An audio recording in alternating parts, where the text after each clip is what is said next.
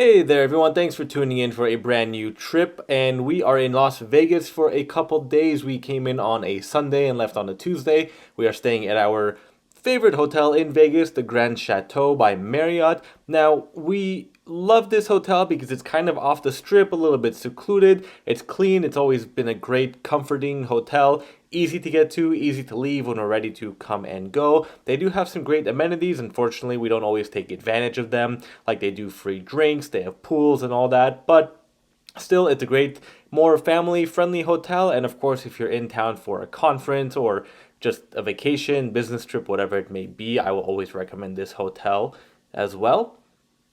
Walking in, you have a great big lobby, you have a little restaurant, a dining area, coffee shop, all that. You have your concierge, and because it's a timeshare ish hotel, you do have that feature as well if you want to purchase a timeshare. Here is our room. We have a basic one bedroom suite. You have your full kitchen stocked with dishes, Tupperware, refrigerator, dishwasher, whatever it may be. There's even a laundry machine in the room, also, just kind of to the back of where we walked in from. Now, although everything does appear to be clean, we'll usually throw in a few dishes and glasses into the dishwasher just for our own peace of mind and give it a little bit extra cleaning because, quite frankly, these days you just never know whether it's intentional that room service or the previous guests left dirty dishes or didn't clean it well, or just, sometimes mistakes do happen. So we just like to have extra clean utensils and everything on hand.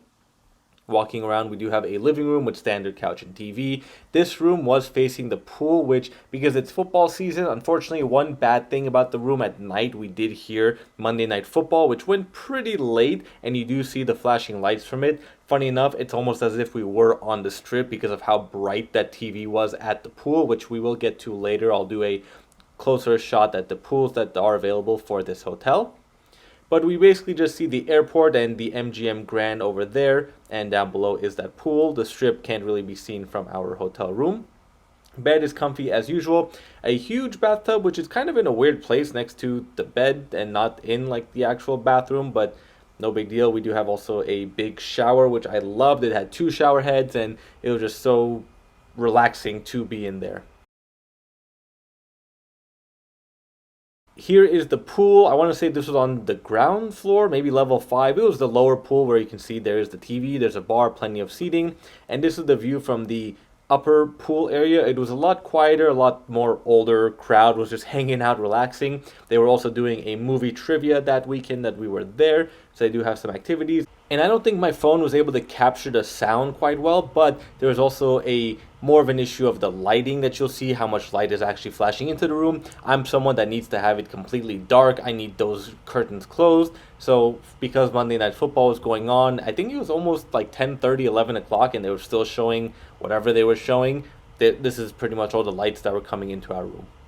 And now it is time for Hell's Kitchen. This is our first meal of the weekend when we came here around 3 o'clock Sunday afternoon. We actually had reservations for 3:45, but they let us in a little bit earlier to our table. When you walk in, you are greeted by the wall of Hell's Kitchen winners, as well as a little makeshift gift shop wall. They have the chef's jackets, t-shirts, cookbooks, novelty items, mugs, glasses, a lot of different options. They are a little bit pricey, and I'd rather just get my own chef's jacket and customized myself. As much as I love a Hell's Kitchen jacket, I want to say they were like $150, somewhere in that range. Obviously, I'm sure they are good quality.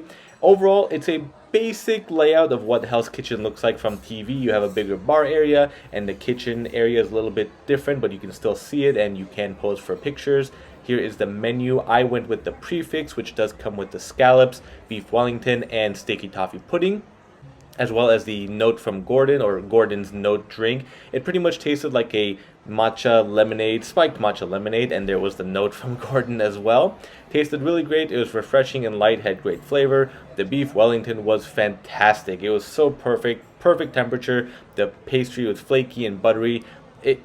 Everything at Gordon Ramsay's restaurant, it's not going to be something out of this world in terms of fusion and flavors and ingredients, but everything is perfected and made so well that you just can't go wrong with it. We really enjoyed everything. The salmon had such crispy skin, it was soft meat.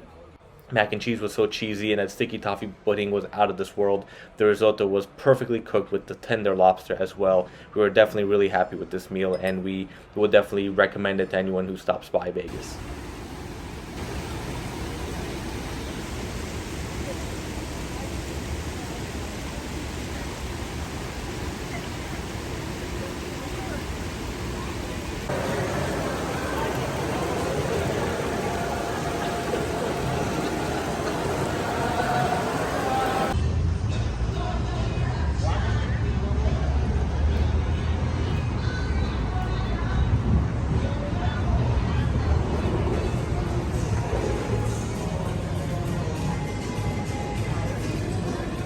For breakfast, we did stop by Park MGM's Eataly, and we've only been to Eataly in Culver City back in LA. This Eataly is 10 times better, and of course it's a bigger space, so they do have a lot more room to work with the atmosphere and environment, and just making it kind of feel like you're in Italy. Look at that fresh mozzarella coming out. That was just so fun to watch. But this Eataly really does feel like you are in Italy, with just the vibrancy and everything going on, and the selection of all the restaurants having their meats and breads and cheeses and foods on display. It was really great to walk around and see everything. They also do have their marketplace where you can buy wines and prepackaged foods.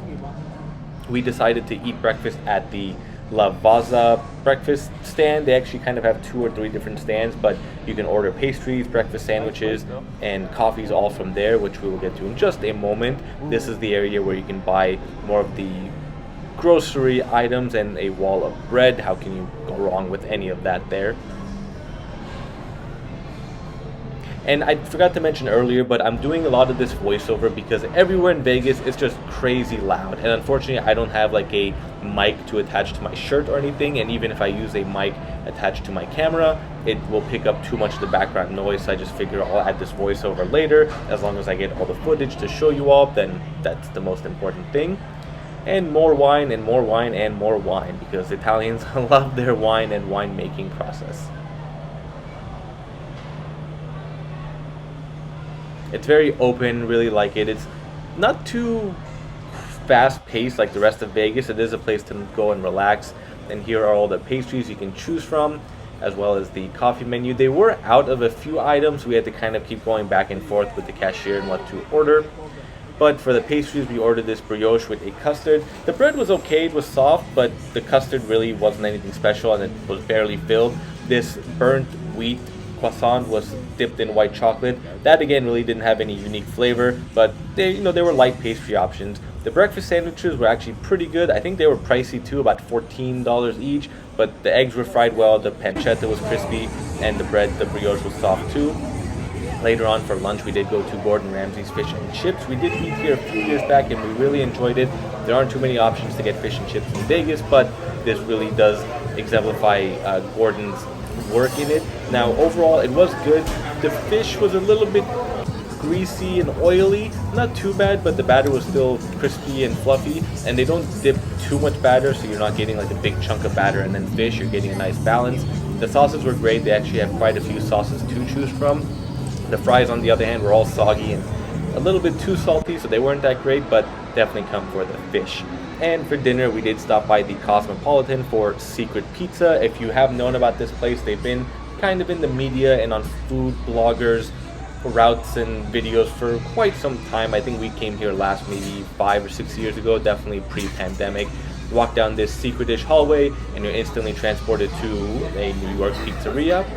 A little bit pricey. Each slice was maybe $5 or $6, but it's definitely worth it. They do really make quality pizza with a great crust, quality ingredients, and they're making it fresh all day because they are so busy. I think I read they're open till like 4 in the morning. So if you're drunk late at night, you can stop by and get a great slice or slices of pizza, even a whole pizza. We got the ricotta and meatball, which is actually, these two are the same ones we got last time. That is the white pizza, and we just love it so much we had to get it again. Unfortunately, the one bad review I'm going to have this video is Holstein's. Last time we really loved their shakes. They had a lot of alcohol in it. They weren't too expensive. I think they're like $17 with the alcohol, and they do look extravagant, but a third of the glass is whipped cream, and that's really unfortunate because you're barely getting any actual milkshake. And the toppings were just super cheap. They just throw on like a Hostess cupcake or a donut on one. And yeah, the Holsteins are just not what it used to be. Service was terrible too. Our waitress was not pleasant. I'll just leave it at that. And then lastly, I just want to leave off with a few tram options. We didn't realize, unless they were new, we didn't know about it before, but you can actually take a tram to and from some of the hotels, including the Cosmopolitan and Aria, to the Bellagio, and not too many stops, and you do have to kind of walk depending on where your hotel is, but still a nice option to get to and from some of the hotels to at least beat the heat or just not have to walk too far. And it's maybe like a 5-minute tram ride, if that, maybe more like a 2 or 3 minute tram. It wasn't too busy in the times we came on, so we were able to grab a seat and relax on the tram ride. And when you get out, this is when we are going from the Aria to the Bellagio, and we did get to the flower arrangements that they always do for seasons or different holidays, and you'll see that coming up in just a moment.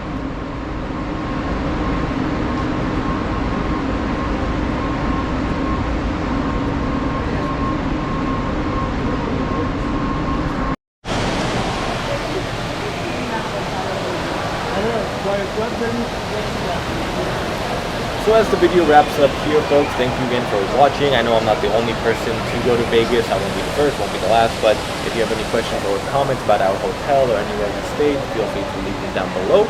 Thank you all for watching, and be sure to subscribe to my channel for future adventures.